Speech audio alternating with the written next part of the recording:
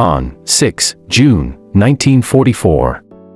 As dawn crept over Europe, Field Marshal Erwin Rommel was hundreds of miles away, unaware that history was breaking open. He was in Germany, visiting his wife Lucy for her birthday, trusting the weather reports, believing the invasion would wait. Rommel had spent months racing against time, strengthening the Atlantic Wall with mines and steel, warning Berlin that any delay could mean disaster. Across the Channel, Allied fleets were already moving toward Normandy, carrying young men who would soon die on beaches few had even heard of. For Rommel, the defense plan depended on speed, on crushing the landings at the waterline, before Allied air power could react. Yet that morning, as waves hit Omaha and Sword, Rommel was hours away by car, separated from the battlefield by fate. When the first reports arrived, fragmented and urgent, they spoke of paratroopers falling from the sky, and guns firing without pause. Rommel would soon understand the truth: the invasion he feared had begun in Normandy, and he was not there. This absence, measured in hours and decisions, would shape the bloodiest day in modern warfare, before the world could fully grasp its cost. By mid-morning on 6 June 1944, Rommel was in his staff car, racing west from Hullingen, the radio crackling with confusion. Each intercepted message confirmed his nightmare. Allied troops were ashore in Normandy, and the landings were no diversion.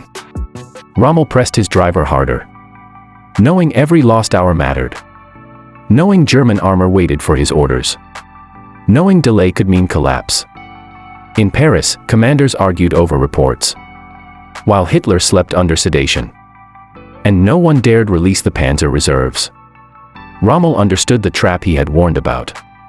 Allied air power dominated the skies, and static defenses were already failing. As columns of smoke rose near Cannes, German coastal units fought alone, unsupported and overwhelmed, buying time with blood. Rommel's mind returned to his pre-war studies. Mobile defense at the beaches, immediate counterattack, principles now denied to him. Every mile toward France felt heavier, because decisions made in Berlin were freezing the front, and Normandy was slipping away. When he finally crossed back into occupied territory, the scale became clear: this was no raid. This was the invasion. Rommel arrived knowing the truth: the battle for France had begun without him, and history would not pause for explanations. By the afternoon of 6 June 1944, Rommel stood at his headquarters in La Roche-Guyon, surrounded by maps marked in red. Reports flooded in from every sector, conflicting and desperate: beaches breached, strongpoints bypassed, communications cut. Rommel listened in silence, jaw tight, realizing the Atlantic Wall had cracked where he least expected it. He demanded the Panzer divisions be released at once, knowing delay now meant Allied aircraft would rule the battlefield. But authority remained trapped in Berlin, chained to Hitler's approval. While the front dissolved hour by hour, Rommel walked to the window, hearing distant aircraft, understanding that German movement by daylight was nearly impossible. The invasion had succeeded in its first goal: confusion, paralysis, and hesitation spreading through the German command structure. Rommel spoke quietly to his staff: this war would now be decided inland, not on the beaches, not by concrete and steel. He knew the Allies had achieved surprise not by secrecy alone, but by timing, weather, and German arrogance. As evening approached, Rommel faced a bitter realization: the moment he feared most had arrived, and the balance had shifted. As night fell on 6 June 1944, Rommel drove toward the coast, needing to see the damage with his own eyes. The roads were choked with refugees, shattered units, and wounded men, all moving without orders or direction. Above him, Allied aircraft droned endlessly, turning every intersection into a death trap, freezing German movement after sunset. Rommel stopped near Cannes, where smoke drifted low, and the sound of artillery never faded. Officers briefed him in whispers: beaches lost, strongpoints isolated, communications severed beyond repair. Rommel asked the same question again and again: where are the panzers? And no one answered clearly. He understood then the fatal delay. Armored divisions held back for Hitler's approval had missed their only chance. Rommel's expression hardened. The invasion could no longer be thrown back into the sea. The war had entered a new phase. He ordered defenses reorganized inland. Knowing this was now a battle of attrition, not swift decision. In the darkness, Rommel realized history had passed a point of no return. And Germany was now reacting, not deciding. On the morning of 7 June 1944, Rommel walked the battered defenses of Normandy, his boots sinking into churned earth. He saw abandoned bunkers, shattered guns, and bodies still lying where the tide had left them. Rommel spoke briefly with surviving officers, men exhausted, hollow-eyed, who had fought without support or reinforcement. Each conversation confirmed the same truth. The Atlantic Wall had delayed the Allies, but it had not stopped them. Rommel studied the terrain inland, hedgerows and narrow lanes, already imagining a slower, brutal kind of war. He knew this landscape favored defense if German units could move, regroup, and survive Allied air dominance. Reports arrived of British armor near Cannes, American forces pushing beyond the beaches, momentum building with every hour. Rommel warned his staff that Normandy would decide the fate of France, and perhaps the war itself. He no longer spoke of victory, only of containment, of making the Allies pay for every field and village. As the sun rose higher, Rommel understood his absence on D-Day was not the cause, but a symbol of deeper failures. By the afternoon of 8 June 1944, Rommel gathered his senior commanders inside a stone farmhouse scarred by shrapnel. Maps were spread across the table, arrows overlapping, fronts bending inward.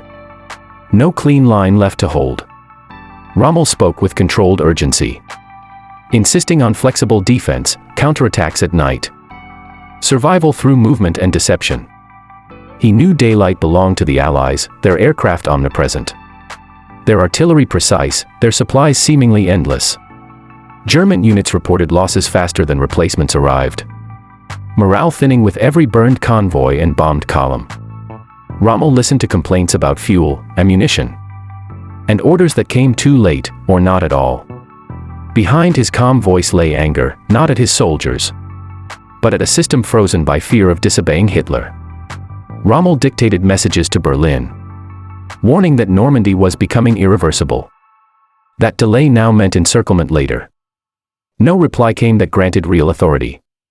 Only vague encouragement and demands to hold ground at all costs. Rommel understood what such orders meant. Static defense against overwhelming firepower. Sacrifice without strategic gain. That evening, as artillery flashes lit the horizon, Rommel admitted privately to an aide, the war could no longer be won. Germany could still bleed the Allies, slow them, exhaust them, but the outcome was now written in logistics and air power. In Normandy's fields, Rommel faced the limits of courage, preparation, and obedience colliding at once. On 9 June 1944, Rommel drove again along the front, moving between shattered villages and camouflaged command posts.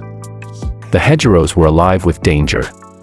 Allied patrols probing forward, German units clinging to narrow lines of resistance. Rommel observed carefully, knowing this terrain could still be used if men were allowed initiative and movement. He spoke directly to frontline officers, urging them to fight smart, not rigidly, to survive before obeying impossible orders. Allied artillery thundered without pause, pounding suspected positions, tearing the countryside apart inch by inch. Rommel noted the discipline of the enemy advance, cautious yet relentless, supported by constant air reconnaissance. Each report confirmed his fear.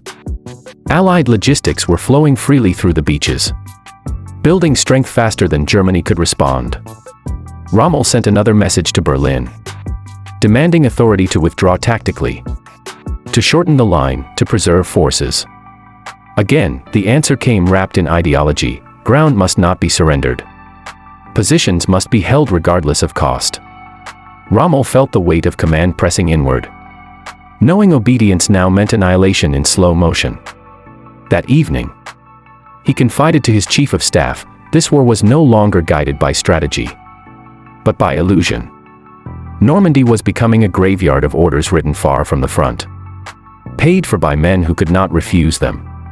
By 10 June 1944, exhaustion marked Rommel's face. Lines deepened by days without rest or illusion. He moved through command posts heavy with cigarette smoke, listening to casualty numbers spoken without emotion. Allied pressure increased everywhere, British forces tightening near Cannes, Americans expanding west toward Corentin.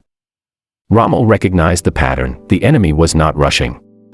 They were suffocating the front with firepower and supply. He argued again for elastic defense, for falling back before destruction, for trading space to save divisions. The response from Berlin was colder now. Suspicion creeping in, questions about loyalty, resolve, and faith in victory. Rommel understood the danger.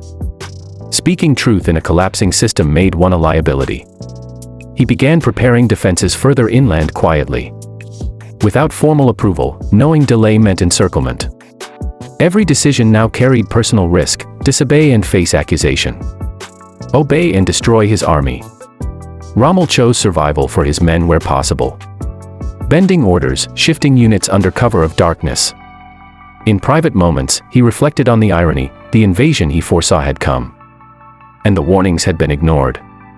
Normandy was no longer a battle of generals, but of production, airfields, and oceans Germany could not match. On 11 June 1944, Rommel stood beneath low clouds, watching Allied aircraft sweep the sky without resistance. The air war had become absolute, German movement by day was suicide.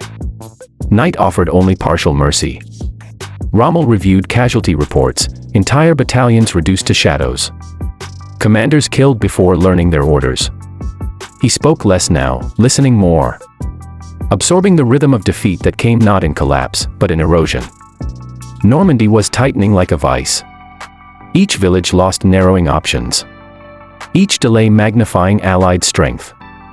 Rommel walked among wounded soldiers, men barely older than boys, who still saluted him with trembling hands. Their faith weighed heavily because he knew courage could not overcome aircraft, artillery, and endless supply. Messages from Berlin arrived, filled with slogans, demanding resolve, promising miracles, offering nothing tangible. Rommel recognized the language of denial, the same tone he had seen before, when reality no longer mattered. Privately, he dictated a blunt assessment: the front would not hold, and continued rigidity meant destruction. He sent it knowing the risk. Truth had become dangerous in a regime built on fantasy. As evening fell, Rommel admitted to a close aide, the war was lost militarily. Only its ending remained uncertain. The invasion had succeeded not because he was absent, but because Germany was imprisoned by its own command structure. Normandy exposed everything: the limits of ideology, the cost of delayed decisions, the human price of obedience. On 12 June 1944, Rommel dictated his final assessment of Normandy. His voice calm, his words unforgiving. He stated plainly that the front could not be stabilized, that Allied air power ruled completely, that defeat was inevitable. This was not despair, but clarity, born from days among ruins, wounded men, and orders that ignored reality. Rommel understood that Germany had lost the war not on the beaches alone, but in years of denial and delayed truth. His absence on D-Day haunted public memory. Yet he knew it changed nothing essential about the outcome. Even had he been present at dawn, authority still rested elsewhere. Paralysis still gripped the command chain. Normandy revealed a system unable to adapt, where initiative was punished, and obedience replaced strategy. Rommel's focus shifted subtly, no longer toward victory, but toward limiting destruction, toward saving lives where possible. He spoke cautiously now, aware that honesty marked him as dangerous in Berlin's eyes. Within weeks, his car would be strafed, his injury severe, his influence fading as suspicion grew. By 17 July 1944, Rommel was removed from command. Officially wounded, unofficially sidelined. What followed would bind his fate to Germany's final unraveling: conspiracy, accusation, and forced silence. Yet in Normandy, the truth had already been written, not in reports, but in fields of broken men. Rommel realized the war was lost, not because he was absent, but because reason no longer commanded power. D-Day did not end the war that morning, but for Germany, it ended the illusion that it could still be won.